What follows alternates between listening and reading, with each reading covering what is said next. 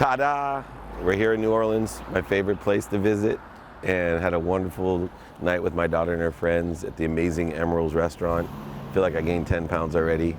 How long can I keep doing this? I don't know. Amazing day though, where you have the Collision Conference, and I'm doing the first analysis of elevator pitch. So 3 different pitches, and I'm gonna give advice on the strengths and weaknesses of each of the pitches as they are seen on our great show, Elevator Pitch, which you can see on entrepreneur.com. Many meetings, of course, to help raise money for the Dave Meltzer Sports Law Excellence Fund here with the Hillel Group in Tulane as well. Just doing everything that we can, and also going to help my daughter pack up to come back home. I'm really, really excited, and maybe we'll even catch Jazz Fest tomorrow. Let's see if we can get everything done. Make a lot of money, help a lot of people, have a lot of fun, especially here in New Orleans.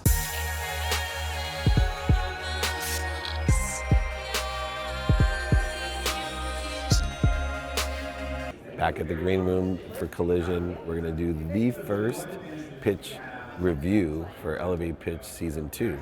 And it'll be the first time that I've done this, but huge conference, a lot of people. They actually get to vote on what they think the grade of each pitch are. So I'm going to review 3 different pitches and give the strengths and weaknesses, how they stimulate interest, transition interest, and share a vision.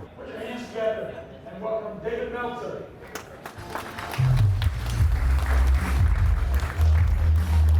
All right, let's see the first pitch here. So the 3 things that we look at while you guys are voting is, number 1, how they stimulate interest, 2, how they transition interest, and 3, how they share their vision. So if we can see the first pitch. Perfect, and no surprise, majority is A's and B's. And let me point out some things that he did really well. I love the fact that when he started off, he said, I'm a 25-year-old. So this is a process that I beg and plead that you utilize when you're pitching, and it's called illumination. Right? Illumination takes the power out of the skeptics. So what you want to do is start off and present what others may see as a shortcoming if they were going to make $1 million in investment, because when you're asking, he knows he's asking for $1 million for 25% of his company. He knows there's seasoned vets like Jeff Kleinfelter and Olympic athletes that know this product. Right? I ran the most notable sports agency in the world, Leigh Steinberg, that we're going to say, wait a second, how old is this kid? So he illuminates the fact right up front, I'm 25 years old. And then finally, I felt when he asked for $1 million, which isn't easy when you're 25 years old, when he asked for $1 million, I felt the energy from him that he was very confident that he was giving us a bargain, that he was giving away too much of his company. And as an investor, I just want to know what the energy of the ask is, right, on an elevator pitch, because there's plenty of due diligence that's going to happen after this, and I want to know the confidence that he has in what he's asking for. When someone gives you an offer, it's just a matter of price. The last thing to think about is the earliest of all 3 is that people buy on emotion for logical reasons. And the objective of an elevator pitch is to get to the next step. Right? We got to get to the next step. So a lot of times people are pitching, and you can see all 3 of them, they want to get those doors of the elevator open, just like you probably, when you're giving someone an elevator pitch, want to be able to present your business plan, walk through the due diligence process, and have a chance to do so. The number 1 thing to remember is the energy in motion. I have seen people that can pitch, and they are an A person with, I think, a really dumb idea, and I'm willing to listen to the rest of it. About 99% of the companies that I've invested in over the years, they don't end up as they presented. All of these different companies evolve, but what makes them evolve is the leader. You're investing in the person. And now all 3 of these people, they seem to be people that I'd like to invest in. The first person from Cassoni, I thought, wow, what a great salesman. He seems to have his act together, so professional, he could sell ice to Eskimos, but he oversold us, and he lost all credibility.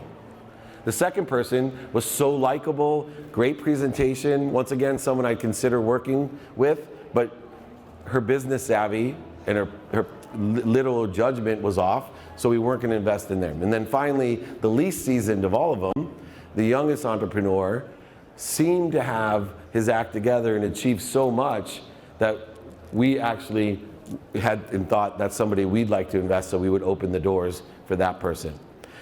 So remember, always stimulate interest first, think about how you're going to transition that interest, and then finally share a vision that includes your ask. If you're too afraid to ask, then you're not ready. You're not ready to get an investment. I appreciate everybody's time. Good luck on your pitches. If you have further questions, I'll be out right outside the curtains. Thank you for your time.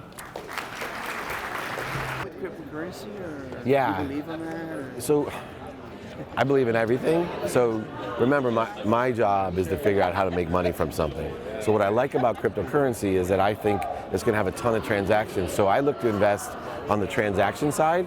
When I say I believe in everything, if there's a huge market, then I want to figure out how do I monetize that market. But like the previous guy said, right, what about time? So I decided that I don't like to deal in time.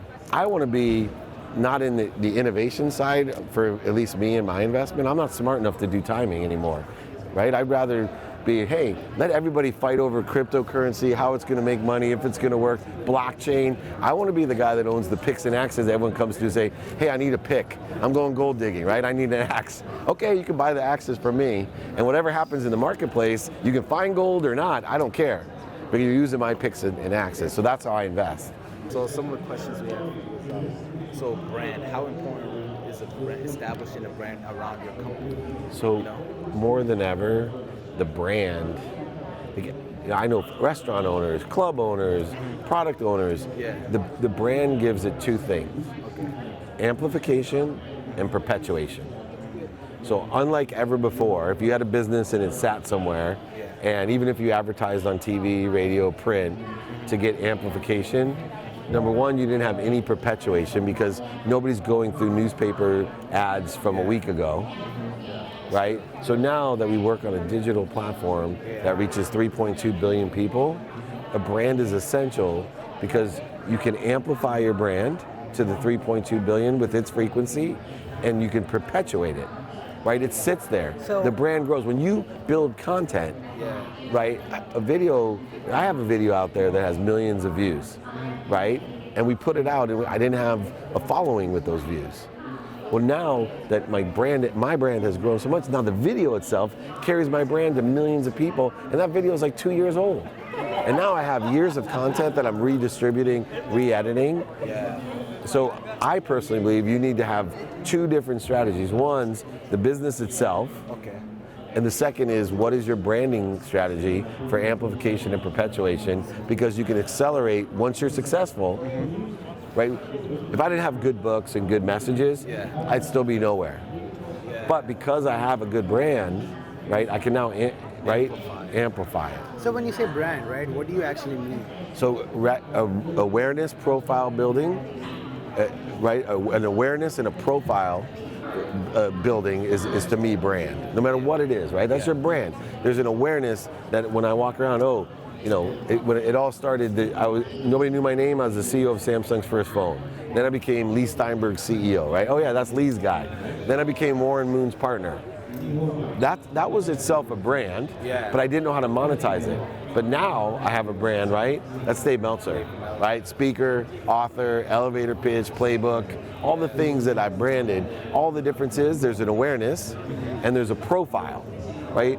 I always had the profile, right? I was Samsung CEO, but I could walk anywhere and people wouldn't know that brand. Now there's actually a brand. So how do you build a really good story? Yes. First of all, detach yourself from the outcome. Let the story evolve. Right? My story evolves, right? I didn't set out even 4 years ago to say, okay, this is the story that I'm going to tell that I want to be, right? I let my frequency determine my story. That you guys are determining my story. I'm just listening, right? So I'm putting out my frequency. I believe everything vibrates. Only can be aware of, right? Profile building, aware of that which vibrates equal to or less than you. My job is to raise my vibration so that for me, I can be aware of more things, but also I can attract more.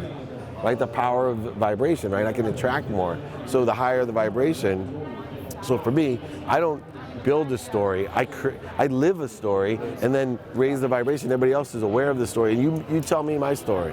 Because to different people, I'm different things. I have a whole network of people in sports that think of me as Jerry Maguire, right? And now I have a DM following that thinks of me as an inspiration. Right, I see it very rarely. Does anyone on my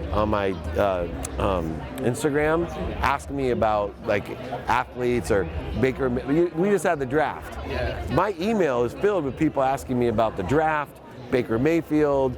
My phone rings, my text messages. But because the amplification and perpetuation of content on the internet, on my Instagram and Facebook, isn't related to sports. It's related to inspiration, empowering others, elevating myself by elevating others, all the things that you guys have seen, entrepreneur stuff, that's all I have.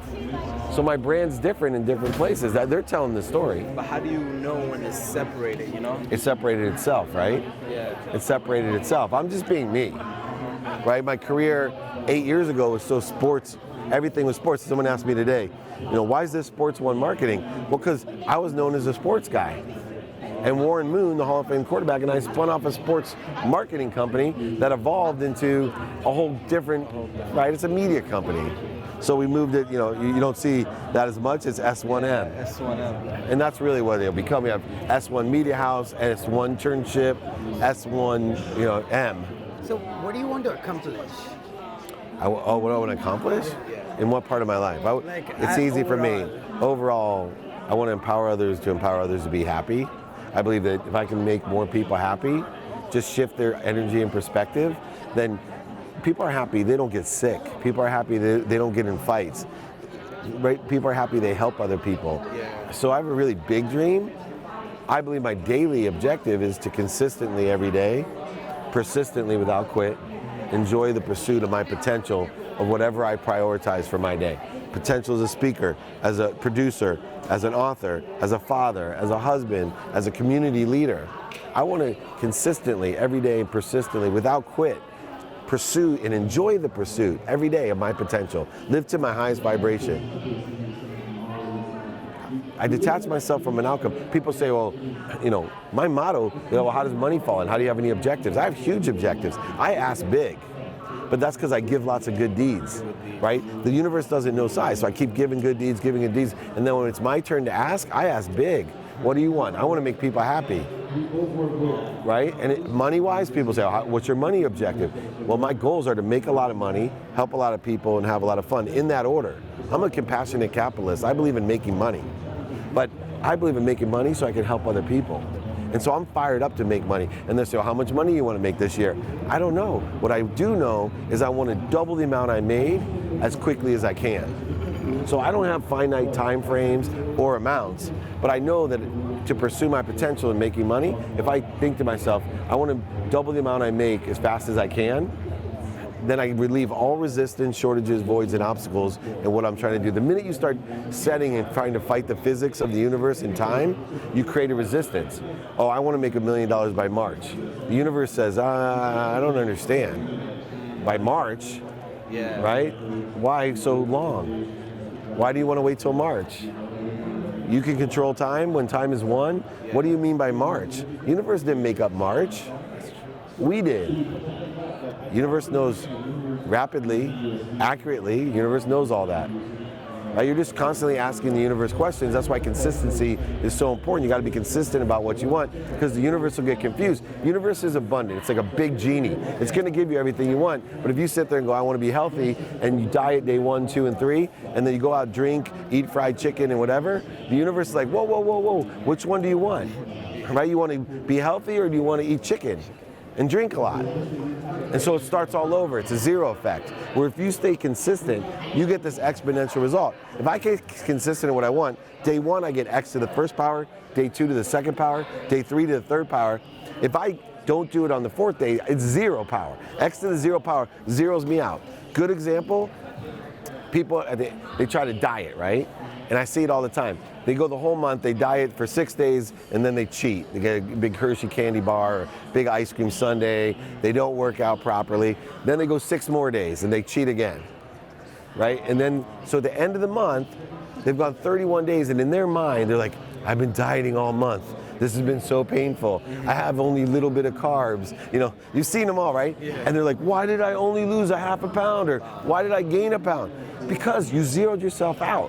Whereas the person that every day stuck to their diet, and that's what people should do. Stick to their diet, stick to the routine every day. You get exactly. 2 minutes of meditation is worth more than an hour a week. 2 minutes a day. 2 minutes of meditation a day is worth more than an hour.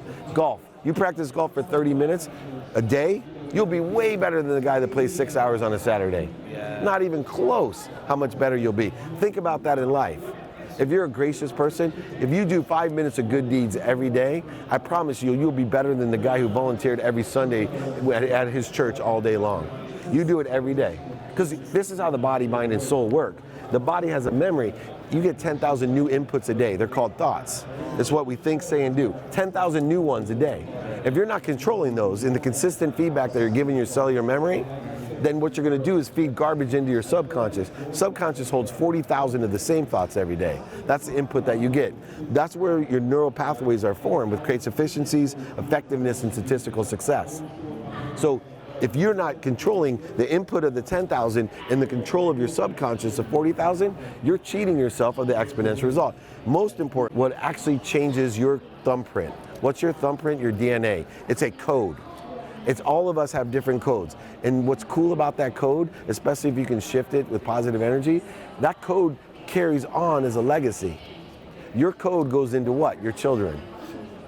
Wow. Physically, electronically, vibrationally, it goes into your children. And it's bad enough if you can't help yourself, help the next generation, but moreover, even if you had 4 kids like me, I can shift my energy. And that powerful DNA, electrical current running right through it, which is detectable by technology, that's what attracts everything that I want beyond my subconscious and conscious mind. That's why people, you don't even know it, you're like, how is that guy or woman so successful? How's that guy the president? Because he carries a current, an attraction. So how important is it to surround yourself with like-minded people? Oh, it's everything, man. Surround yourself with the right people and the right ideas. You are the accumulation of the people you surround yourself closest to, and the books you read, and the podcasts you listen to, the movies you watch, the videos you watch, the Instagrams that you send. You're an accumulation of the 10,000 thoughts that are creating the 40,000 subconscious thoughts that then accumulate into your own energy, which is your electric current of your DNA. So how do you build a really good community? Values. Free value. Through values, right? For me, you create it through values. I teach 4 things in my company. That's it. Because skills can be practiced and learned. You can look them up on the internet. You get a YouTube video for anything. What makes a company successful, like mine, gratitude. When you have a whole team that looks backwards and says, wow, my past is unbelievable, my present's better, my future's brighter. When you teach them empathy, which is forgiveness, and you only teach them to forgive one person, right? Forgive yourself. Once they can forgive themselves, they can give forgiveness to everybody else. Nothing pisses you off. Yeah. Right? We just move on. 3rd, accountability. Right? I teach everybody only 2 questions to ask when you make a mistake. What did I do to attract it in my life? And what am I supposed to learn from it? I actually give money. I give a bonus called the Dummy Tax Award. I go around the office and I ask who made the biggest mistake. Tell me what mistake you made that hurt my company, right? And everybody goes around and they say, in your mistake, was it gratitude, empathy, accountability, or effective communication? They say it. Whoever made the biggest mistake, I give a $1,000 bonus to. Because I want to encourage, mistakes are perfect. That means we're expanding. Don't make it twice. That makes you a moron. Right? But make mistakes. Just ask yourself when you make the mistake, what did I do to attract it to myself? What am I supposed to learn from it? And then effective communication has shifted as I got older. It used to be, can I effectively communicate to you 3 guys to make you happy, right? What can I be of service? Can I communicate? And we're all connected. What can I do? But then I learned that my effective communication was worthless unless I connected to what inspired me. I pointed up, it could be the 12th man, Buddha, Jesus, Muhammad, Joseph Smith. I don't know what inspires you, but connect to it every day. Live an inspired life. Enjoy the pursuit of your potential. Time flies when you're inspired. It's not when you're having fun. Right? I've had a ton of fun. You can go to Jazz Fest, it can be the longest day of your life, and it'd be a lot of fun. But if you're not inspired by the right music, the right food, the right people, you can have fun. It doesn't matter how much money you have or houses or cars. It's, man, am I rocking the boat all day long? You know, last example, and it could be any job. My favorite example of this is, you guys probably know that a traffic cop's probably one of the, what would be considered one of the worst uninspired jobs you could have. Even within police officers, when you get traffic duty, there's a negative energy to it. One of the guys that I find most inspirational is the traffic cop in New York City, right? Because he has that job and he decided, you know what, I'm gonna be inspired all day long. And he started blowing his whistle. He was dancing. I'm sure you guys have seen him, right? Yeah. And he'll, woo, this guy, right? And he's so inspired. And his day, and so what happens, he starts attracting all this energy. People are around and they want him to do appearances on Letterman and they want to pay for his book and they want to have him at the high schools to speak and, right? What was he? Energy. Yeah, he's an inspired guy. He could take the lowest, most difficult job of all jobs, mundane jobs, and turn it into a world. All you guys knew the New York traffic cop. Right? Not every, I bet if I went around, 90-some% of the people would know of the New York. Talk about a brand. But he's a stupid traffic cop. Yeah. And I have people all the time going, I don't know, I'm not living my dream. I'm just a CEO of a mid-market $200 million company, I'm so unfulfilled. I'm like, blow your whistle and dance, brother, right? I hate to say mother, but literally I'm like, how can I feel sorry for you, my buddy? Oh, I have it so hard. I'm this, I can't decide if I should go to Kentucky Derby or not, I'm worth $300 million and I'm just, I'm like, blow your whistle and dance, motherfucker. Like, really? Don't complain to me. Yeah. You can pay me all you want to business coach you, but all I gotta say is watch this video, because this guy is a traffic cop. And everybody knows him. And he inspires all of us and gets us thinking about enjoying the pursuit of my potential. Finished up the collision conference, big crowds, inspiring. The hardest part's always afterwards, sitting around for an hour and a half and helping. It's exhausting, but well worth it. You gotta give unconditionally. If you're giving with conditions, it's trading. That's my friend Bob Proctor. So make sure that not only you give unconditionally, but you ask big, and you'll receive big. We learned a lot today. Now I get to spend time with my wonderful daughter, helping her pack up to come home. We miss her and love her, and I can't wait for tomorrow.